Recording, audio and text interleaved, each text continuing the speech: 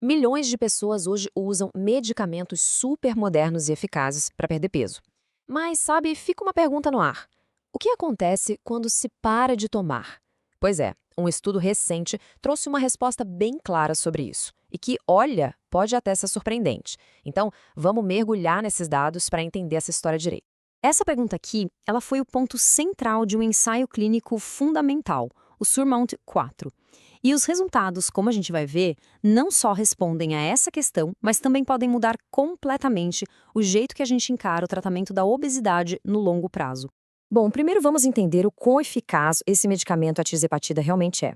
Antes mesmo de testar o que acontece ao parar, os pesquisadores precisavam de uma base, né? E os resultados iniciais foram, para dizer o mínimo, impressionantes. Olha só esse número, ele é o nosso ponto de partida. Em apenas 36 semanas, os participantes do estudo perderam, em média, 20,9% do peso corporal. Para a gente ter uma ideia do que isso significa, imagina alguém com 100 quilos. É uma perda de quase 21 quilos. Isso já mostra o poder transformador desse tratamento. Mas a mudança não foi só na balança, não. Como a gente vê aqui, aconteceram melhorias muito importantes em vários indicadores de saúde. A pressão arterial baixou, os níveis de colesterol melhoraram, os parâmetros de açúcar no sangue também, e a circunferência da cintura diminuiu. Quer dizer, foi uma melhora geral na saúde cardiometabólica da pessoa. É aqui que o estudo começa a ficar realmente interessante. Depois de todos esses ganhos, os pesquisadores chegaram na grande questão. E aí? O que acontece se o tratamento for interrompido? E, para testar isso, o desenho do estudo foi bem inteligente. Veja só, todo mundo recebeu a tirzepatida por 36 semanas. Depois disso, eles foram divididos em dois grupos, de forma aleatória. Metade continuou tomando remédio e a outra metade passou a receber um placebo, que é uma substância sem efeito nenhum, sem que ninguém soubesse quem estava em qual grupo. Então, o cenário estava pronto para uma comparação direta. De um lado, o pessoal que continuou o tratamento, do outro, o pessoal que parou. O que será que os dados revelariam sobre esses dois caminhos? Agora sim, vamos aos resultados, começando pelo principal, o peso corporal. O que aconteceu com cada um dos grupos ao longo do ano seguinte? E os resultados são gritantes, não tem outra palavra. Se a gente olhar o gráfico, o grupo que continuou com a tirzepatida não só manteve o peso, como ainda perdeu, em média, mais 5,5%. Agora, olha o grupo do placebo, um efeito rebote total, recuperando 14% do peso. São dois caminhos completamente opostos. Se a gente somar a perda adicional de um grupo com o ganho do outro, a gente chega numa diferença total de 19,4 pontos percentuais entre eles. Esse número mostra o impacto gigantesco que a continuação do tratamento tem na manutenção do peso. E esse número aqui é que chama muita atenção, quase 90%. Mas o que isso representa na prática? Isso, na prática, é a taxa de sucesso. Quase 90% das pessoas que continuaram o tratamento conseguiram manter pelo menos 80% de tudo que tinham perdido. Agora compara isso com o grupo do placebo, onde só 16,6%, menos de 2 em cada 10 pessoas, conseguiram o mesmo. A eficácia para manter o peso é indiscutível. Certo, mas e a saúde?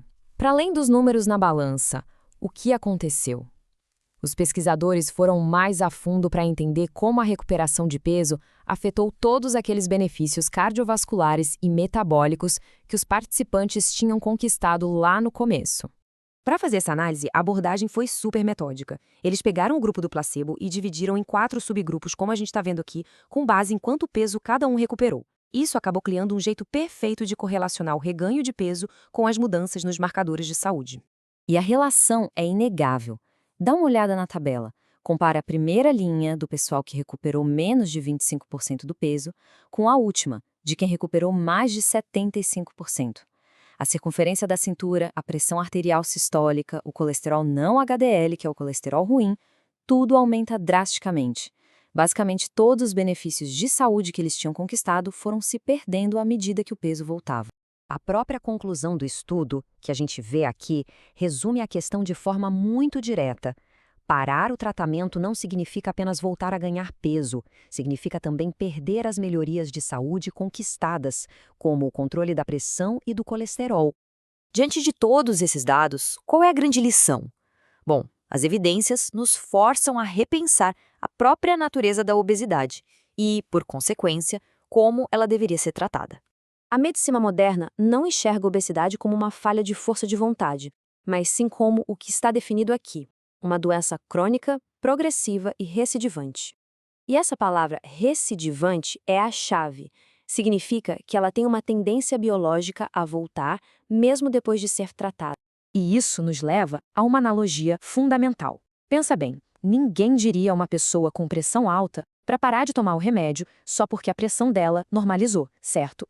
Os dados desse estudo sugerem que a gente deveria encarar o tratamento da obesidade da mesma forma, como uma gestão contínua e não como uma cura que acontece uma vez só e pronto. O que nos leva a esta pergunta final, que pode mudar tudo. Se a obesidade é de fato uma doença crônica, será que o tratamento também não deveria ser para a vida toda? As evidências que a gente viu hoje sugerem fortemente que sim. E isso não é só uma ideia nova, é uma mudança completa de paradigma na forma como a gente entende e gerencia o peso e a saúde a longo prazo.